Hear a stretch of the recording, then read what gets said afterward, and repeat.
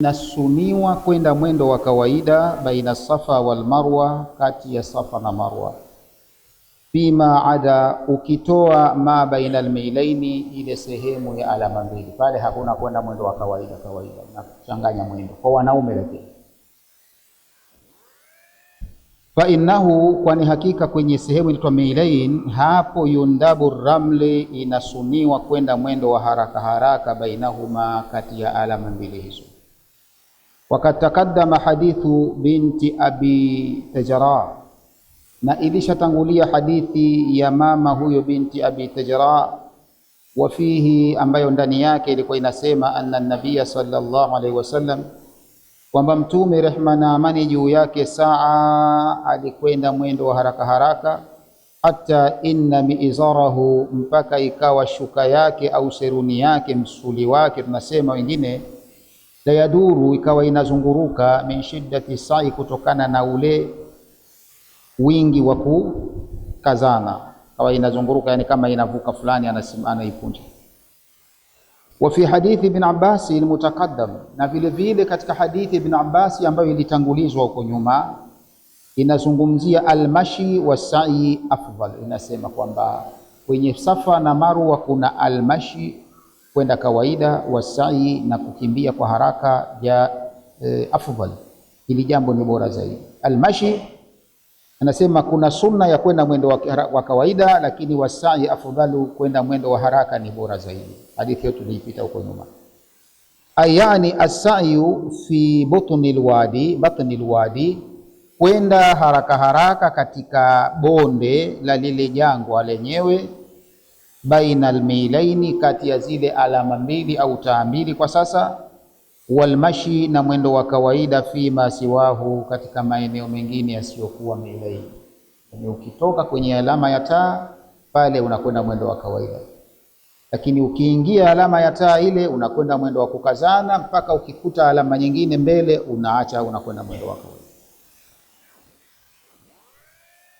Fa in masha duna an yas'a, mtu kama ataamua kutembea mwendo wa kawaida katika Safa na Marwa, popote pale, sehemu yote yakenda mwendo wa kawaida, duna an yas'a, pasi na kwenda mwendo wa haraka, jaza, itajuzu saa yake, hatoambiwa kwamba haikubaliki, itakubalika saa yake kama ataamua kwenda mwendo wa kawaida tu mwanzo mwisho.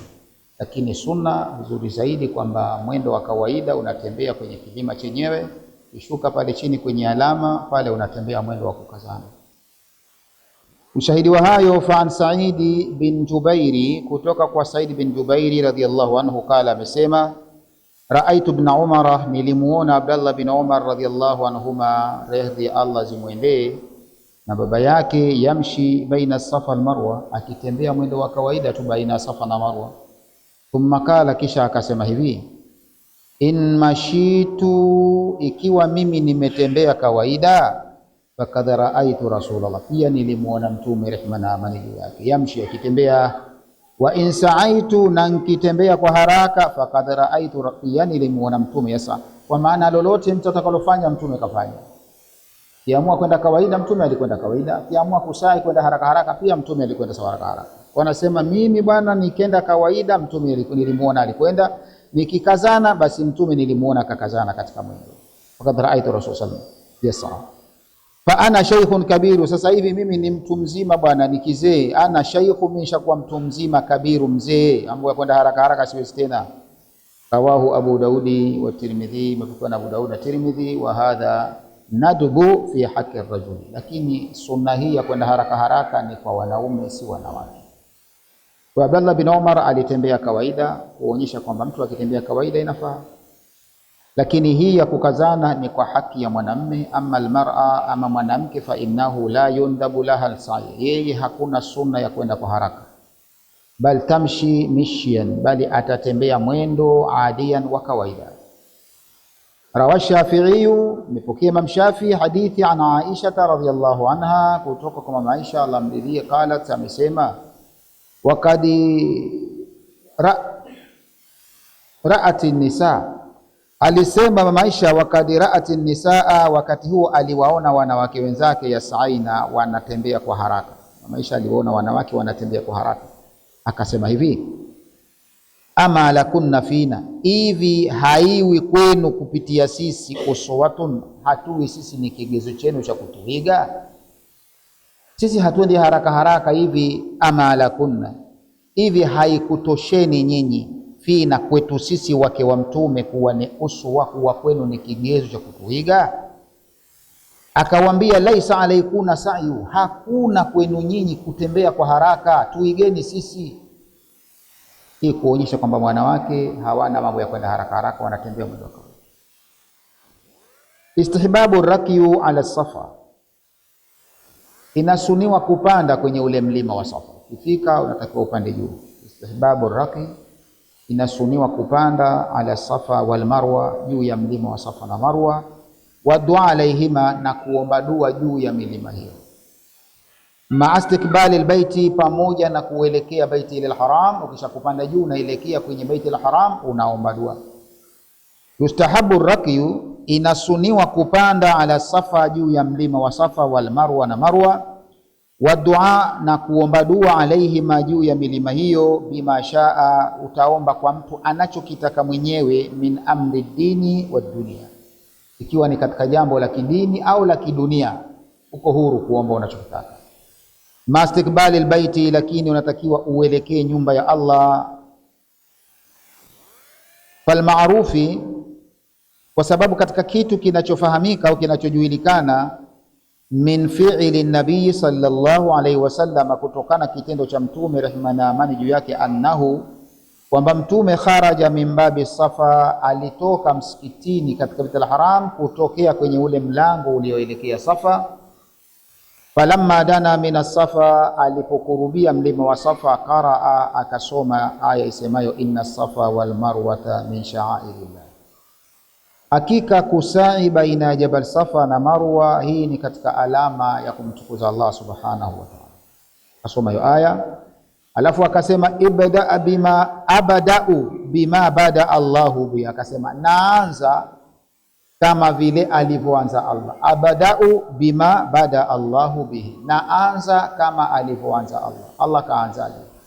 Allah kaanza kusema inna safa wal marwata min sha'airillah, kataja Safa kwanza alafu Marwa, kwa naye akasema naanza kama hivyo, maana anaanzia mlima wa Safa kwenda Marwa, ndio inavyotakiwa. Basi fabada bi Safa, akaanza mlima wa Safa. Faraka alaihi, akaupandia juu, akapanda juu ya mlima. Hatta raa albaita, mpaka akawa anaiona nyumba ya Allah. Kupanda juu manake ukielekea unauona msikiti mtukufu. Fastakbala alqibla, akaelekea kibla. Fawahada Allah, akampwekesha Allah. Wakabarahu, na akatoa takbira. Thalatha, akafanya hiyo mara tatu. Wa hamidahu, na akamhimidi Allah subhanahu wa ta'ala. Yani alisema la ilaha illa Allah Allahu akbar, alhamdulillah, wa la ilaha illa Allah Allahu akbar, wa kamhimidi Allah. Wakala, na akasema baadaye, la ilaha illa Allah wahdahu, hakuna anayepasa kuabudiwa kwa haki isipokuwa Allah pekee. La sharika lahu, hana mshirika. Lahul mulku, umiliki ni wa kwake, ufalme ni wa kwake. Walahul hamdu, na kwake ndio kunastahiki kusifiwa. Yuhyi wa yumitu, anayehuisha na kufisha. Wa huwa ala kulli shay'in kadiru, na yeye kila kitu anaweza.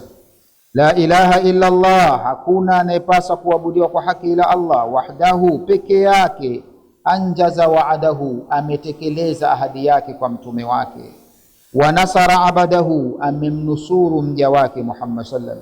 Wa hazama al-ahzaba, na ameyakimbiza majeshi ya muungano. Wahdahu, peke yake. Thumma, kisha baada ya kusema hivyo, daa, akaomba dua, baina dhalika, baina ya maneno haya. Wakala mithla hadha, na alisema mfano wa dua hiyo. Thalatha marati, mara tatu alisema. Thumma nazala, kisha akashuka kule kwenye mlima wa Safa. Mashian, akiwa anatembea kawaida. Ila almarwa, kwenda katika mlima wa Marwa. Hatta ataha, mpaka akaufikia mlima wa Marwa. Faraka alaiha, nao akaupanda juu. Hatta nadhara ila albayti, mpaka na pale juu akawa anaiona nyumba ya Allah tukufu. Fafaala ala almarwa, akafanya kwenye mlima wa Marwa kama faala ala Safa, kama alivyofanya kwenye mlima wa Safa. Asoma ile aya inna safa almarwa min sha'irillah, sawa soma ile dua la ilaha illa Allah, akasoma zile. Wa Nafi'i, kutoka kwa bwana Nafi'i, kala amesema sami'tu Abdullah bin Umar, nilimsikia Abdullah bin Umar radhiyallahu anhuma, wa huwa ala Safa, akiwa kwenye mlima wa Safa, yad'u, akiomba dua, yakulu, akisema hivi katika dua yake, Allahumma innaka kulta, Allahumma, mola wangu, hakika wewe umesema, ud'uni astajib lakum, niombeni nitakujibuni. Kwa hiyo wa innaka la tukhliful miadi, na wewe hauna tabia ya kwenda kinyume na miadi yako. Umetuambia tuombe, utatupa.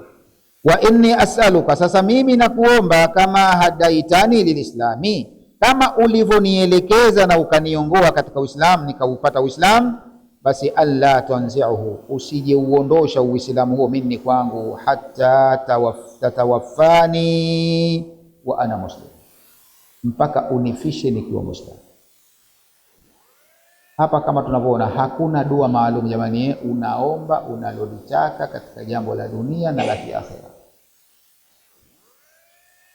Ad-du'a baina Safa wal Marwa, dua baina ya Safa na Marwa. Yustahabu ad-du'a baina Safa wal Marwa, inasuniwa kuomba dua baina ya Safa na Marwa, wa dhikrillahi ta'ala, na mkumdhukuru Allah mtukufu, wa qiraati al-Qur'an, na kusoma Qur'an, unachoamua. Wa kadhiruya, na imepokelewa, annahu, kwamba Mtume sallallahu alaihi wasallam kana yakulu, alikuwa akisema, fi sa'ihi, katika kusai kwake baina Safa na Marwa, akisema rabbi ighfir, mola wangu nisamehe, warham, nihurumie, wahdini, niongoze, sabila al-aqwam, katika njia iliyokuwa ya sawa, akisema hivyo. Waruya anhu, nabii alipokupokelewa kutoka kwake akisema pia rabbi ighfir warham, mola wangu nisamehe, unirehemu, innaka al-a'azzu al-akram, hakika wewe al-a'azzu, ni mwenye nguvu, al-akramu, ni mkarimu. Kwenye saa akisema hivyo. Wa bitawafi wa sa'i, na mtu akishafanya sa'i, akishakutufu tawafu al-qudumi wa sa'i, na akishafanya sa'i ya Safa na Marwa, hapa tantahi a'malu al-umra, inakuwa matendo ya umra yameishia hapo, inakuwa kushafanya umra. Yani umra kwenda katika vituo mikati, ukahirimia na kwenda zako Makkah al-Mukarrama, ukifika unafanya tawafu al-qudumi, aliza tawafu al-qudumi na swali rakaa 2 makamu Ibrahim, kutoka kwa Allah rakaa 2 Ibrahim, unakwenda kusai baina Safa na Marwa, nini umra hapo inakuwa ishaisha. Tuko pamoja, inakuwa imeisha. Wa yuhillu al-muhrim min ihramihi, sasa atafungua ihramu huyo aliyehirimia, ataifungua ihramu yake bil halqi, wa kunyoa. Toka hapo unanyoa, toka sa'i unanyoa, au taksir, au kupunguza nywele, in kana mutamattia, akiwa anataka kufanya hija ya tamattu. Tulisema kule nyuma hija ziko 3, kuna tamattu, ifrad na kirani. Sasa mtu ambaye yeye ni mutamatti, ambaye kafanya hija, anafanya hija ya tamattu, akishafanya tawafu qudumi, akishasali rakaa 2 katika makamu Ibrahim, akishakwenda kufanya sa'i baina Safa na Marwa, hapa umra ishaisha, kwa sababu mutamatti manake anafanya ibada ya umra alafu anakuja kufanya nini? Hija. Kwa hiyo akimaliza kufanya hivi, yeye anafungua ihram yake kwa kwenda kunyoa au kufanyeje, kupunguza, inapoteshatoka kwenye umra. Kwa pamoja bil halqi wa taksir in kana mutamattia. Lakini wayabka ala ihramihi, na atabakia kwenye ihram yake, hatofungua ihram akishakufanya sa'i, in kana qarinan, ikiwa yeye ana hija ya kirani, anaunganisha baina ya hija na nini na umra. Aliyekuwa ni qarin, yeye akimaliza kusai umra ishaisha, lakini hafungui yeye ihram, kwa sababu yeye ni qarin, anaunganisha hija na umra. Kwa hiyo pale sasa atasubiri aunganishe nini hija, yeye atabakia na ihramu yake akiwa ni qarin. Wala yahillu, huyo hatofungua ihramu yake illa yauma nahri, isipokuwa siku ya kuchinja. Qarin huyo Mutamati yeye kwa sababu ni tamattu, maana yake anafanya umra, anatoka, anastarehe. Kama kuna mambo yale yaliyoharamishiwa mwanzo anahalalikiwa nayo yale.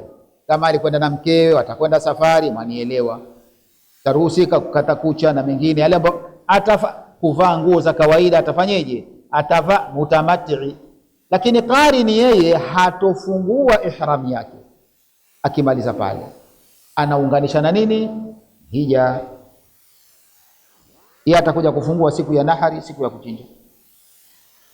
Wayakfihi hadha sa'yu, na akiwa ni qarin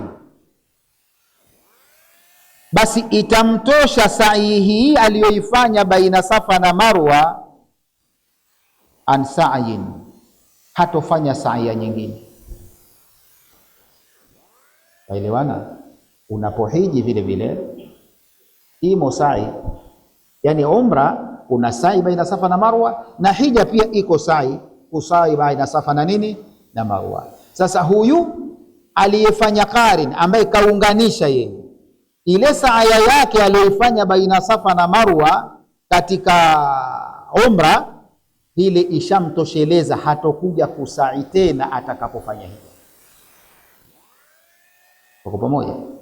Lakini mutamati yeye akishafanya sai anakwenda kunyoa au kupunguza, ameshatoka kwenye umra, huyu akija akianza hija atasai tena, yeye haitamtosheleza sai yake hii.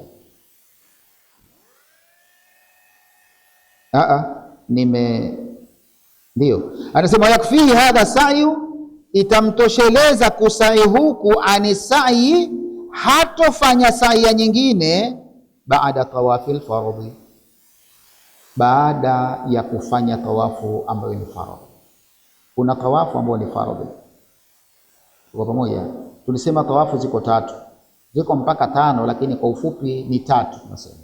Kuna tawafu al-qudumi ambayo ile ukifika unafanya, alafu kuna tawafu ya faradhi. Sasa ni ile inaitwa tawafu al-ifadha, ambayo hii unakwenda kutufu baada ya kutoka Arafa.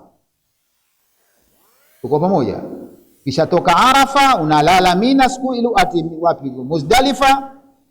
Tuko pamoja Ukitoka Muzdalifa unakwenda kupiga jamarati. Tuelewana?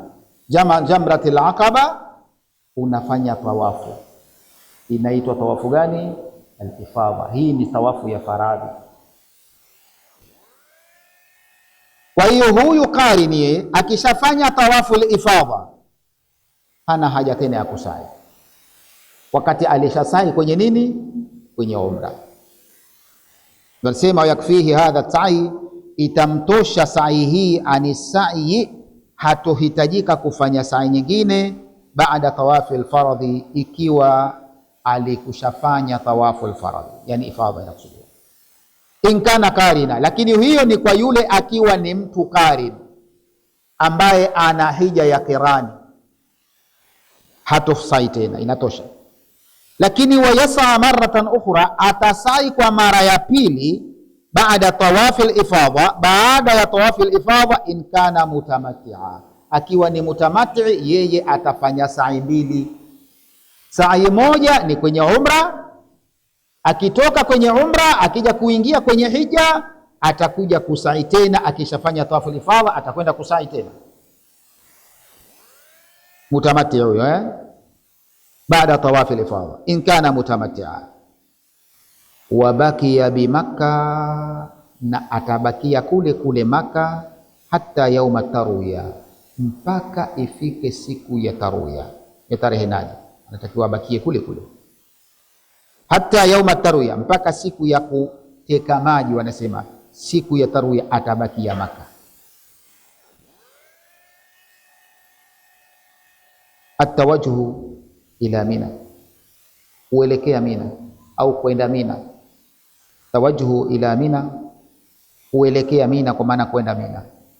Mina sunna katika sunna kabisa atawajhu ila Mina yauma tarwiya, siku ya tarehe 8 watu wakishafanya ihram zao shahirimia, basi wanatakiwa waelekee Mina yauma tarwiya, wanakwenda Mina. Fa in kana alhajju qarinan, akiwa haji ni qarin, yani anafanya hija kirani, anaunganisha hija na umra, au mufridan, au akiwa ni mufrid, yani anafanya hija tupu, tawajjaha ilaiha biihramihi, atakwenda Mina na ihram yake. Kishahirimia kwenye mikat, atakwenda Mina na ihram zake, akiwa ni qarin au akiwa mufrida. Wa in kana mutamattia, akiwa ni mutamatti, ana hija ya tamattu'i, huyu ahrama bilhaji, atahirimia hija, wa faala kama faala inda almiqat, na atafanya kama alivyotakiwa kufanya kwenye mikati. Wa sunna, na sunna kabisa, an yahruma min almawdhu'i alladhi, atakiwa mtu ahirimie kwenye sehemu ambayo huwa nazilun fihi, aliyofikia. Nazilun fi, sehemu aliyofikia. Kipitia ya Lamlama, basi itabidi uhirimie hapo, sawa. Ukipitia sijui Dhul Khulaifa, utahirimia Dhul Khulaifa. Atakiwa mtu ahirimie sehemu aliyofikia au alikopitia. Fa in kana fi Makka, ikiwa yeye ni mkazi wa Maka, yuko Maka, hatorudi huku kuja kwenye mikati, sijui aje mikati makania, arudi sijui Dhul Khulaifa au wapi. Akiwa yuko Maka, manake atahirimia kule ahrama minha, atahirimia huko Maka. Wa in kana kharijuha, kama yuko nje ya Maka, ahrama haithu huwa, atahirimia popote ambapo yeye atakuwa yuko. Fa fil hadithi, katika hadithi imekuja, man kana manziluhu, yoyote aliyekuwa makazi yake duna Makka, yuko kinyume na Makka, yani nyuma ya Makka, basi famahalluhu min ahlihi, sehemu yake ya kuhirimia min ahlihi ni ile sehemu aliyopo na watu wake. Hatta ahlu Makkata, mpaka watu wa Maka na wao yahilluna min Makka, nao watahirimia pale pale Maka yenyewe walipo. Kwa ufupi, yustahabu al-iktharu min ad-duai, na inasuniwa au inapendezeshwa kukithirisha kuomba dua, wa talbiya, na kutoa talbiya, yani zile labbaika allahumma labbaika, inda tawajjuhi ila Mina. Watu wanapokwenda Mina inasuniwa uombe dua sana na talbiya utoe sana. Wa salatu dhuhuri wal asri, na sala ya dhuhuri na asiri ukaiswalie kule, wal magharibi pia, wal isha, na magharibi na isha. Wal mabitu biha, na ulale kule Mina. Wal mabitu biha, na ulale Mina. Tarehe 8 hiyo Wa alla yakhruja alhaju minha, na asije akaondoka haji kwenye sehemu ya Mina, hatta tatlu ashamsu yawm at-tasi, mpaka jua lichomoze siku ya mwezi 9. Utaondoka sasa Mina asubuhi, kwa pamoja yawm at-tasi. Atafanya hivyo iktidaa bin nabii sallallahu alaihi wasallama, kwa kumgeza mtume au kumfuata mtume sallam. Mtume ilikuwa anaondoka siku ya tarehe 9 pale Mina baada ya jua kuchomoza. Waelewana? Akitoka hapo anakwenda wapi? Hii safari ilikuwa ni kwenda Arafa, lakini kabla ya Arafa kuna sehemu mtume alikuwa anapita, sawa. Anapita, kuna sehemu inaitwa Namira, anapumzika kidogo pale, nasubiri mpaka jua lifanyeje, lipinduke, kwa sababu pale Arafa anatakiwa watu kufika au kusimama, nasema wakati jua likisha pinduka dhuhuri, kuanzia dhuhuri mpaka usiku wake, alimradi wewe uwe umefika. Kwa hiyo nasema unafanya hivyo, unaondoka Mina siku ya tarehe 9 baada ya jua kuchomoza, iktidaa bin nabii sallallahu alaihi wasallam, kwa kumfuata mtume. Fa in taraka dhalika, kama ataacha kufanya hivyo, au shay'an minhu, au akaacha chochote katika hivyo, faqad taraka sunna, itakuwa ameacha sunna. Maana ile kulala kule, akawa mfano hakulala Mina, sawa basi atakuwa ameacha sunna. Maana yake nini? Wala sha'alai, maana yake haitoharibika hija yake na hakutakuwa na shay'an alayhi, hakutowajibikiwa na kufanya lolote. Maana yake ameacha sunna, hija itakuwa ipo kamili. Fa inna Aisha, ushahidi kwa sababu Aisha lam takhruju min Makkah, hakutoka Makkah, hakubanduka Makkah bwana, yauma tarwiya, ile siku ya tarehe 8 ambayo ndio kawaida watu wanakwenda Mina. Yeye hakutoka, alikuwepo Makkah, alibakia Makkah hata dakhala al-laila, kabakia Makkah mpaka ukaingia usiku. Wa dhahaba thuluthahu, na usiku ukaondoka thuluthi nzima. Rawa dhalika Ibn al-Mundhir, na amepokea hadithi hiyo au amesimulia Ibn al-Mundhir, kuonyesha kwamba kama mtu hakwenda basi hija ipo, ameacha sunna. Jawazul khuruju kabla yaumi tarwiya, inafaa kutoka mtu akenda kule kabla ya siku ya tarehe 8 tarwiya. Naweza ukaondoka ukenda Mina kabla ya siku ya tarehe ngapi? 8.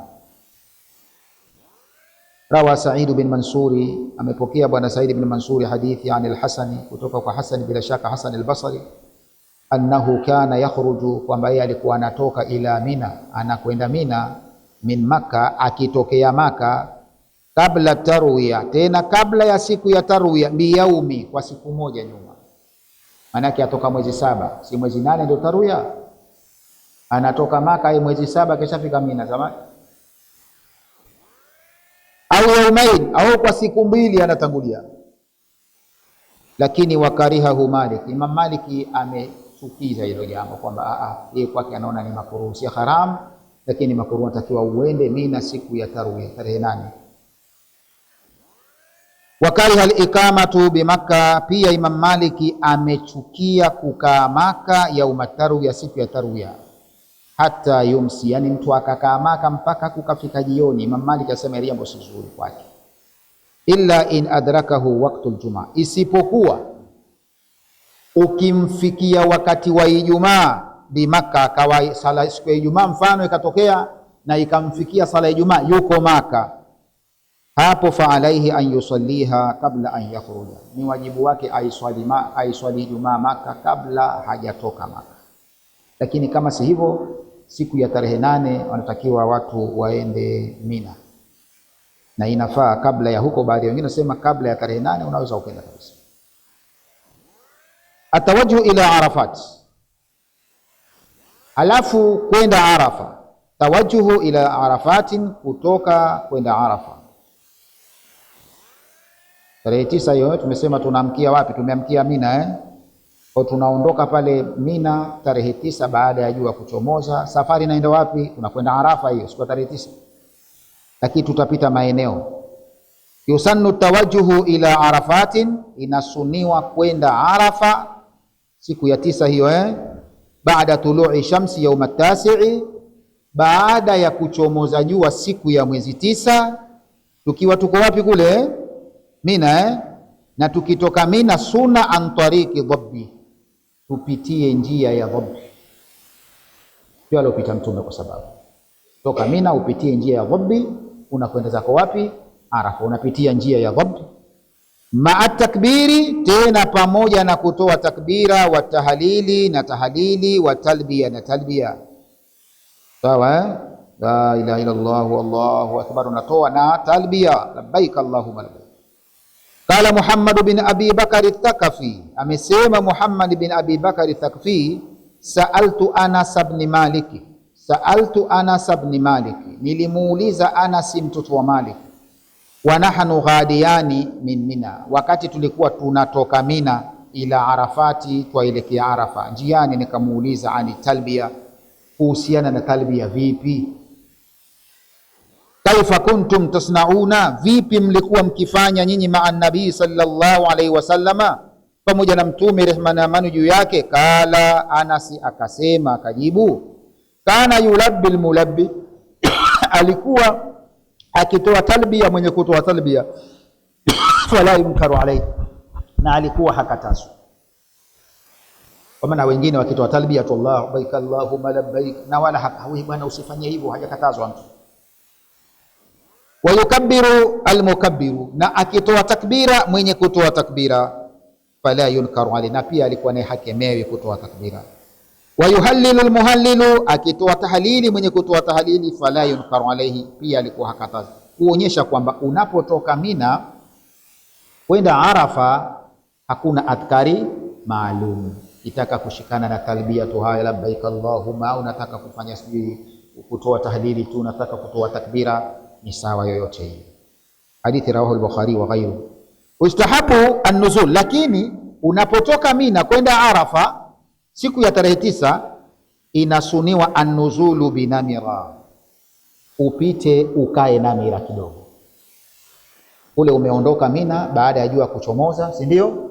Utapita njia ya Dhobbi, ndio mnapitia huko, utafika sehemu Namira, mtakaa pale kidogo mpaka sehemu la jua lifanyeje, lipinduke, ndio utaingia. Sasa hii Namira ni sehemu ambayo iko nje ya Arafa, si Arafa, ila si mbali na Arafa. Tuelewana? Kwa hiyo usitoke moja kwa moja Mina ukaenda zako wapi Arafa, au unapita Namira. Ukifika Namira nuzul, unakaa pale kidogo, ukae siku mzima pale, unakaa masaa tu kuanzia muda uliofika. Manake Arafa wanatakiwa tuwaingie baada ya jua kufanyaje, kupinduka, adhuhuri yani.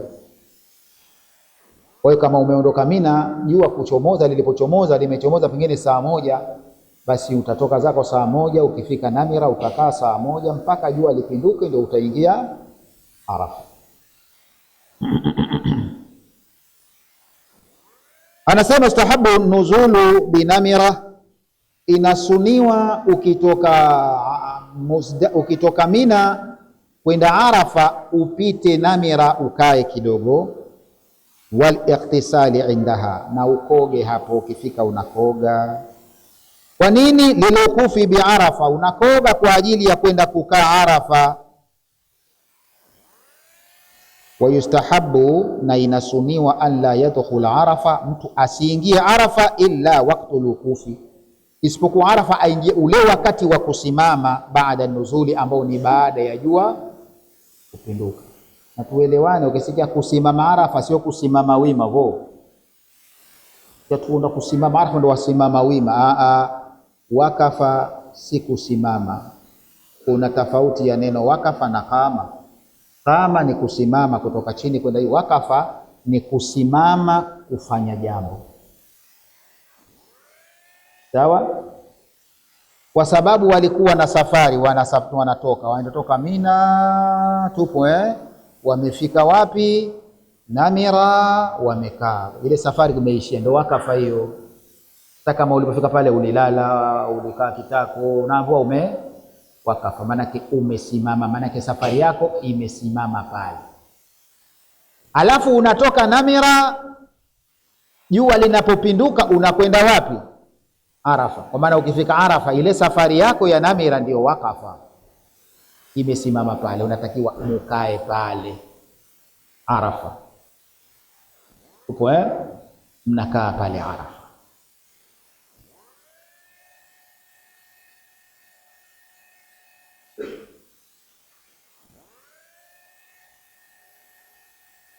Alukufu bi Arafa, kusimama hiyo Arafa yenyewe. Anasema fadhlu yaumi Arafa, kwanza atazungumzia ubora na fadhila ya siku ya Arafa. Ni siku yenye fadhila kubwa. An Jabiri radhiyallahu anhu kala, kutoka kwa Jabiri Allah mridhie, amesema qala Rasulullah sallallahu alayhi wasallam, amesema Mtume rehma na amani yake, ma min ayami, hakuna katika masiku yoyote, inda Allah, mbele ya Allah, afdhalu, masiku yaliyekuwa bora zaidi, min ashri dhilhijja, kuliko masiku 10 ya mwezi wa Hija. Fakala rajulun, akasema kijana mmoja, hunna afdhalu, masiku hayo ni bora zaidi, am min iddatihinna, au yanaingia katika idadi ya jihada fi sabilillah, ya kupigania jihadi katika dini ya Allah, inaingia miongoni mwa ubora, kwamba nayo ni bora kama vile ilivyokuwa bora kupigania jihadi fi sabilillah. Qala, Mtume akasema, hunna afdalu, hayo ni bora, min iddati, hiyo min iddatihinna jihadan, ni bora hayo, na miongoni mwa ubora ni bora ikiwemo iddatihinna jihada, ikiwemo jihadi fi sabilillahi, basi pia siku ni bora kuliko hata jihadi. Maana wama min yaumin, sema hakuna siku yoyote afdalu inda Allahi, iliyokuwa bora mbele ya Allah, min yaumi Arafa, kuliko siku ya Arafa. Kwa nini? Nasema yanzilu Allah, siku ya Arafa anashuka Allah mwenyewe. Anaposhuka ajua mwenyewe.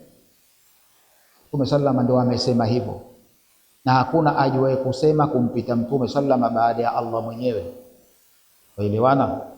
Kwa sababu ya mayantiku asema anashuka Allah. Sasa wewe ukijitia pambano, sema ashuka vipi sasa? Ajitia kamba, hiyo yako wewe mwenyewe. Anashuka katika ushukaji ambao yaliku bijalalihi. Kwa pamoja, anashuka. Ashuka atoka wapi? Kutoka huko aliko. Kwani Allah iko wapi? Nasema aina Allah? Allahu ala al-arshi sawa.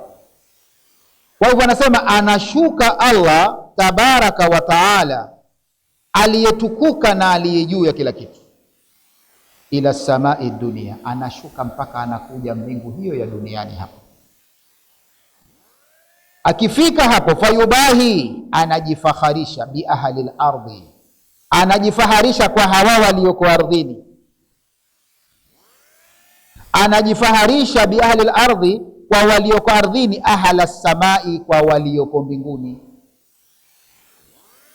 Allah anajifaharisha kwa walioko ardhini, kwa viumbe wapi? Wa mbinguni. Yani wa mbinguni wanaambiwa, mnawaona wale, si walileta maneno tulipotaka kuumbwa sisi, atajalu fiha man yafsidu fiha wa yasfiku dima, si ndio? Wa anakuja kujifaharisha sasa siku kwamba nyinyi mlisema wanamwaga damu, sio atafanya hivi, waangalieni leo. Bi ahli al-ardhi ala sama, fayaqul, husema undhuru ila ibadi, anawaambia wa mbinguni, waangalieni waja wangu, jauni, wamenijia mimi, shaghtan, manywele timtimu, ghabran, wana mavumbi, wahina, hali ya kuwa ni wenye kuchinja, wamekuja kuchinja sana leo. Jau min kulli fajjin amik, wamekuja kutoka kila kona za mbali, wamekuja. Yarjuna rahmati, wanataraji huruma zangu. Tena walam yarau adhabi, tena wala hawajawahi kuiona adhabu yangu. Falam yura yaumun, basi hapajawahi kuonekanwa, yaumu, siku yoyote, aktharu atikan, iliyozidi kuwachwa huru watu minan nari, kutokana na moto, min yaumi Arafa, kuliko siku ya Arafa. Yani watu wengi sana wanaachwa huru na moto siku hiyo. Hakuna siku ambayo watu wanaachwa huru wengi na moto kuliko siku hiyo. Allah anashuka haya, lakini watu wana Arafa nyingi, ndio ashuka siku zote. Mimi niulize hilo swali, sijui niulize ni wenyewe, au sio? Maana wengine wana Arafa yao leo, wengine kesho, si ndio? Tofahamiana. Sasa sijui na hizo nyingine anashuka, Allahu a'lam. Maana wengine hujikwambia Arafa si siku, au sio? Arafa ni siku, ni tarehe, au sio? Wanajitia nini? Si pahala, wanasema Arafa si pahala bwana. Yani mtu tahaoni aibu. Manake mpaka yule asiye na elimu wajua. Hata asiye na elimu wajua kwamba Arafa ni nini. Alafu anasimama shekhe kwenye vyombo vya habari, sema Arafa si pahala bwana. Arafa ni siku ya ngapi? Aya sawa, ya 9, wakubaliana na wewe. Yako wewe sawa, kule wanasimama Arafa ni pahala, lakini wanasimama siku ya 9. Tukubaliana kweli, wanasimama Arafa ni pahala maalumu ambapo wanasimama, lakini siku ya ngapi? Ya 9. Ni mitisa yako wewe. Ile ya kule ndio Allah anashuka kujifaharisha. Na wanajua wao kwamba Allah subhanahu wa ta'ala, Mtume sallam anakuambia hakuna mahusiano baina ya Arafa na hija. Ni tofauti. Wakati Mtume akasema alhaju Arafa, tena Arafa ni nguzo katika nguzo za hija.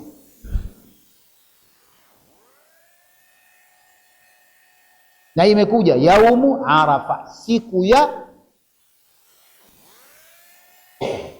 Allah anashuka anajifaharisha. Ndio maana wengine wakasema kwamba wale wako pale wanafaharisha, lakini dunia nzima wameungana na wenzi wao, na wao waliokuwa hawakubahatika kwenda pale, wao wana ibada wanafanya. Ibada gani? Funga. Wachanganya dua na wenzi wao. Wale wao hawana funga, hawatakiwi kufunga Arafa wale. Ile funga ni kwa wale ambao wao hawajenda wapi? Arafa.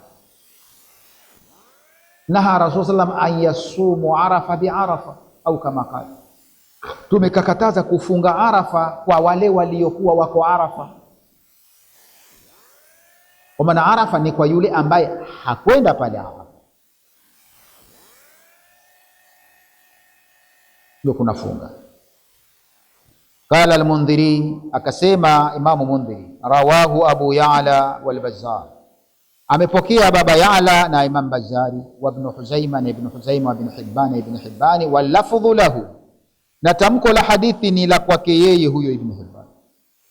Wa rawa Ibn Mubarak, na amepokea hadithi Ibn Mubarak an Sufyan Thauri, kutoka kwa Sufyan Thauri, an Zubair, kutoka kwa Zubairi bin Ali, an Anas bin Maliki. Zubairi mtoto Ali amepata kwa Anas bin Maliki radhiyallahu anhu, kala, amesema wakafa an-nabiy sallallahu alaihi wasallam bi Arafati, alisimama Mtume rehma na wake Arafa. Sio simama dede, tuelewane, ndio ile kusema loeleza asimama, yani ka safari yake iliishia pale, akakaa bi Arafati. Wakad kadati shamsu an tatuba, alikaa pale mpaka likakaribia jua kuzama. Pale wanakaa kuanzia jua kupinduka dhuhuri mpaka jua linapokaribia kufanyaje? Kuzama jioni, pale watu wanaondoka pale, wanaondoka, wataondoka jioni pale, lakini hawaswalii magharibi pale. Wakitoka pale wanaenda wapi? Muzdalifa. Kwa hiyo magharibi na isha wataiswalia Muzdalifa, waelewana, na watalalia Muzdalifa. Mwezi ngapi hiyo itakuwa? 10. Kwa mwezi 10 wanaamkia kule Muzdalifa.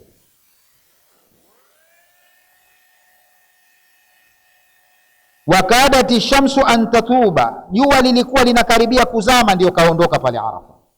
Lakini muda wa kusimama Arafa jamani, unaanzia jua kuchomoza mpaka ule usiku, pia ni muda wa kusimama Arafa. Ila waliowahi mapema muda wake unakuwa tufanyaje? Wanaondoka. Lakini kama wewe ulitokezea ukawa hukupata huo muda, basi hata ule usiku alimradi wewe pale upite ukae japo kidogo. Kama hata ulipita asubuhi kabla ya kufika alfajiri, ulifika usiku pale, pia utaambiwa umesimama Arafa.